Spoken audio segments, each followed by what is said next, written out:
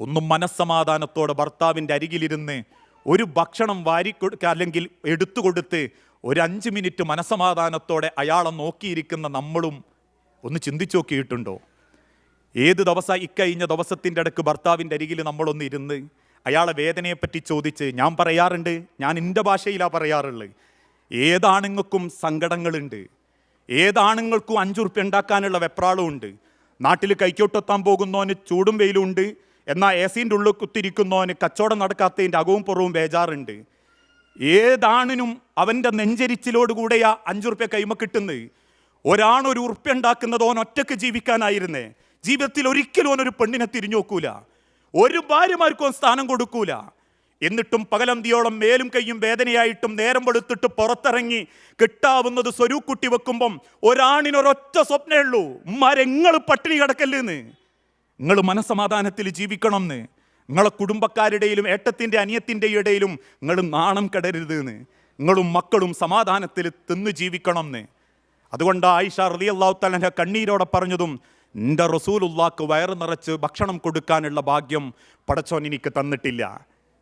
നിങ്ങൾ ആലോചിച്ച് നോക്കൂ, ഒരു ഉത്തമയായ ഭാര്യ എന്ന് പറഞ്ഞാൽ ഭർത്താവിനോട് ഏത് അവസരത്തിലും ചേർന്ന് നിൽക്കുന്നവളാ, ഏത് സന്തോഷത്തിലും സങ്കടത്തിലും ചേർന്ന് നിൽക്കുന്നവളാ, അയാളുടെ വേദനകൾ ഒരൊറ്റ ഹസ്തദാനം കൊണ്ട് തിരിച്ചറിയുന്നവളാ. ഹിറാ ഗുഹയിൽ നിന്നും ജിബ്രീലിനെ കണ്ട് പേടിച്ചരണ്ട് വന്നപ്പോൾ ഒരക്ഷരം തർക്കുത്തരം പറയാതെ റസൂലുള്ളാഹിനെ പിടിച്ച് മടിക്കിടത്തുന്ന നമ്മളെ ഉമ്മാൻ്റെ ഒരു ചരിത്രമല്ലേ, അതാഗ്രഹിക്കുന്നുണ്ട് ഉമ്മാരെ എല്ലാ ഭർത്താക്കന്മാരും. ഒരല്പം ആശ്വാസം, ഒരല്പം സമാധാനം. ഒരുപാട് കുറ്റപ്പെടുത്തലുകളും ഒറ്റപ്പെടുത്തലുകളും സമ്പാദിക്കാനുള്ള വെപ്രാളപ്പെടലുകളും ഇതൊക്കെ ജീവിതത്തിലുണ്ടാകുമ്പോൾ ഇതെല്ലാം അറിഞ്ഞും മനസ്സിലാക്കിയും ചേർന്ന് നിൽക്കുന്ന, അതുകൊണ്ടാണല്ലോ അള്ളാഹുവിൻ്റെ നബി സല്ലല്ലാഹു അലൈഹി വസല്ലമ ഓർമ്മപ്പെടുത്തിയതും, അള്ളാഹുവിന് പുറമെ ആരോടെങ്കിലും പടച്ചോൻ സുജൂദ് ചെയ്യാൻ കൽപ്പിക്കുമായിരുന്നെങ്കിൽ ഭാര്യമാരെ നിങ്ങളോട് നിങ്ങളെ ഭർത്താക്കന്മാരെ മുൻപിൽ സുജൂദ് ചെയ്യാൻ പടച്ചോൻ കൽപ്പിക്കുകയായിരുന്നു. അതിൻ്റെ വലുപ്പവും അതിൻ്റെ വ്യാപ്തി എത്രത്തോളം ഉണ്ട് നിങ്ങൾ ഓരോരുത്തരും ചിന്തിച്ചു നോക്കണം.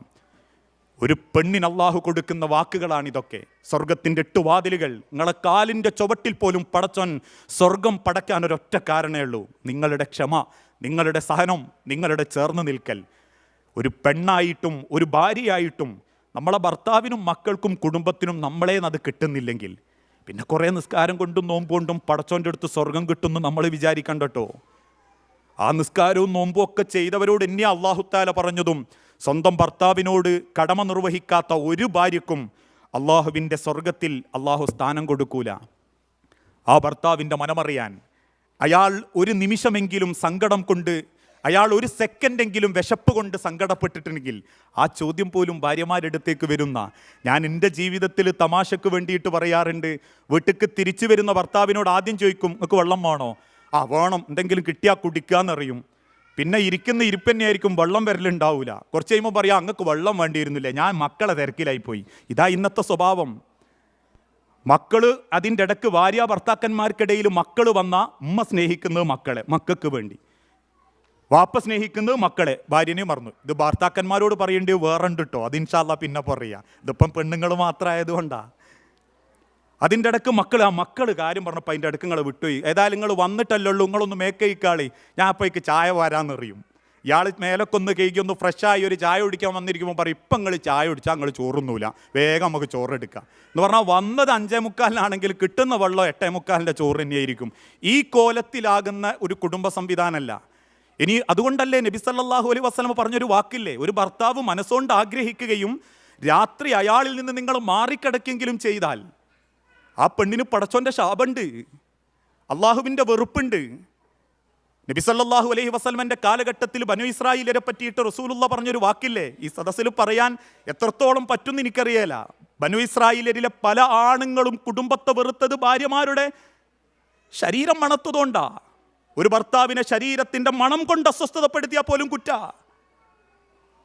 അവർ പരപുരുഷികളെ തേടിപ്പോയതും വേശ്യാവൃത്തിയിൽ ഏർപ്പെട്ടതും അന്യ സ്ത്രീകളെ തേടിപ്പോയതും ഭാര്യമാരുടെ വൃത്തിഹീനത കൊണ്ടായിരുന്നു ഇസ്ലാമിക ലോകത്തുണ്ട്. ഞാൻ വെറുതെ പറയുന്നല്ല, ഒരാളെ മുൻപ് പറയാൻ പറ്റാത്തതുകൊണ്ട്, അത് പെണ്ണുങ്ങൾ മാത്രമായതുകൊണ്ട് പറയുക.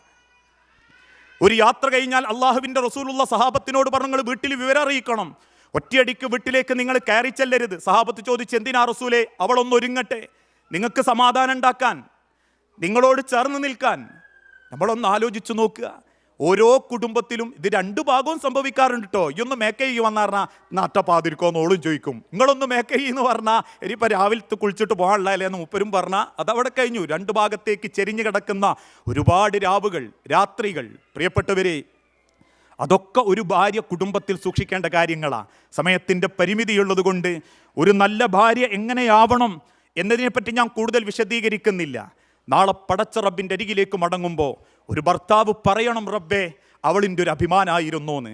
ഞാനില്ലെങ്കിലും എൻ്റെ കുടുംബത്തെ സ്വർഗത്തിലെത്തിക്കാൻ എൻ്റെ ഭാര്യയ്ക്ക് പ്രാപ്തിയുണ്ട് റബ്ബേ എന്നൊരു ഭർത്താവിന് സമാധാനമുണ്ടെങ്കിൽ ഈ ലോകത്ത് പ്രിയപ്പെട്ടവരെ നിങ്ങൾ ഒറ്റപ്പെട്ടു പോയാലും അള്ളാഹുവിൻ്റെ സ്വർഗത്തിലെത്തിക്കാൻ അള്ളാഹുവിൻ്റെ കാവലും റബ്ബിൻ്റെ പിന്തുണയും സ്വർഗീയ കവാടങ്ങളും തുറന്ന് ആ ഉമ്മയെ, ആ ഭാര്യയെ, ആ മാതാവിനെ അള്ളാഹു തആല കാത്തിരിക്കുന്ന ആ ജീവിതത്തിൻ്റെ ഏറ്റവും വലിയ പ്രതിഫലമായി റബ്ബിൻ്റെ സ്വർഗ കവാടം തുറന്നു വെച്ചുകൊണ്ട്, അതുകൊണ്ടൊരു നല്ല ഭാര്യയാവാൻ മാതാപിതാക്കളോട്, മക്കളോട്, ഭർത്താക്കന്മാരോട് നമ്മൾ ചെയ്യേണ്ട കടമകളും ഉത്തരവാദിത്തങ്ങളും നിർവഹിക്കാൻ നമുക്ക് സാധിക്കണം. അതോടൊപ്പം ഭർത്താവ് കഴിഞ്ഞാൽ പിന്നീട് ഒരു മാതാവിൻ്റെ ഏറ്റവും വലിയ ഉത്തരവാദിത്തം വരുന്നത് മക്കളോടാണ്.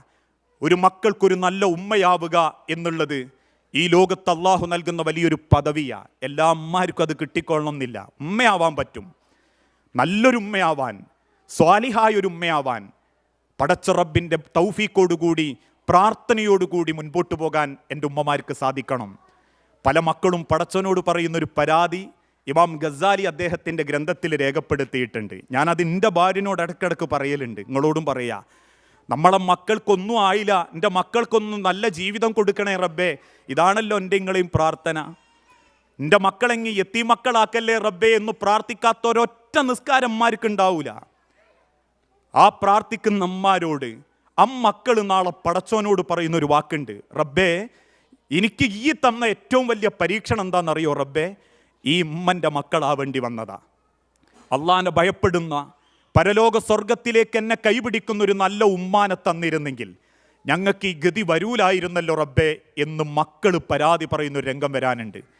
ആ രംഗത്തെപ്പറ്റി അല്ലാഹു തആല കൃത്യമായി വിശദീകരിക്കുകയും ചെയ്തിട്ടുണ്ട് വിശുദ്ധ ഖുർആനിലൂടെ.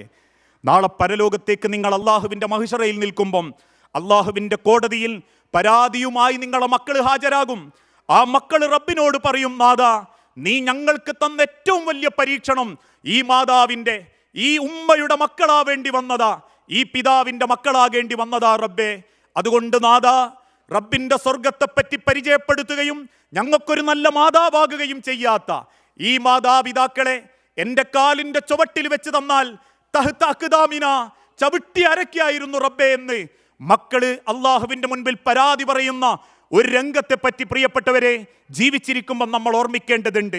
മക്കൾക്ക് ദുനിയാവിൽ വിദ്യാഭ്യാസമില്ല, മക്കൾക്ക് നല്ലൊരു ജീവിതമില്ല, എൻ്റെ മക്കൾ ഇങ്ങനെ ആയിപ്പോയി എന്നൊക്കെ സങ്കടപ്പെടുന്നതിൻ്റെ മുൻപ് നാളെ റബ്ബിൻ്റെ വിളിക്കുത്തരം നൽകി ഞാൻ അള്ളാൻ്റെ അരികിലേക്ക് മടങ്ങുമ്പം എൻ്റെ മക്കൾ എൻ്റെ തലക്കരികിൽ വന്ന് എൻ്റെ മയ്യത്ത് കുളിപ്പിക്കാൻ പ്രാപ്തരാണെന്നും എൻ്റെ മക്കൾ എനിക്ക് മയ്യത്ത് നമസ്കരിക്കുമ്പം ഒരക്ഷരത്തെറ്റുമില്ലാതെ അല്ലാഹുമ്മ ഇഗ്ഫിർ ലഹു വർഹംഹു വഫീഹി വഅഫു അൻഹു വഅക്രിം നുസുലഹു വവസ്സി മദ്ഖലഹു, ഈ ഉമ്മയാണ് റബ്ബേ എൻ്റെ മാതാവ്. ഈ ഉമ്മാക്ക് ഇങ്ങി കവാടം തുറക്കണേ റബ്ബേ. ഈ ഉമ്മാക്ക് ദുനിയാവിനേക്കാൾ നല്ല ജീവിതം കൊടുക്കണേ റബ്ബേ. ഈ ദുനിയാവിലുള്ളതിനേക്കാളും നല്ല വീട് കൊടുക്കണേ റബ്ബേ. സർവ്വ പാപങ്ങളും മഞ്ഞു കണങ്ങൾ കണക്കെ ഉരുക്കി കളയണേ റബ്ബേ എന്ന് പടച്ച റബ്ബിനോട് ഹൃദയം തുറന്നു പ്രാർത്ഥിക്കുന്ന മക്കളാണ് എനിക്കുള്ളത് എന്ന് റബ്ബിൻ്റെ കോടതിയിൽ പറയാൻ നമുക്ക് സാധിക്കണമെങ്കിൽ മക്കളോട്, മാതാക്കളെ, ഇസ്ലാമിൽ അള്ളാഹു പഠിപ്പിച്ച ഉത്തരവാദിത്വം കൃത്യമായി നിർവഹിക്കാൻ നമുക്ക് സാധിക്കേണ്ടതുണ്ട്.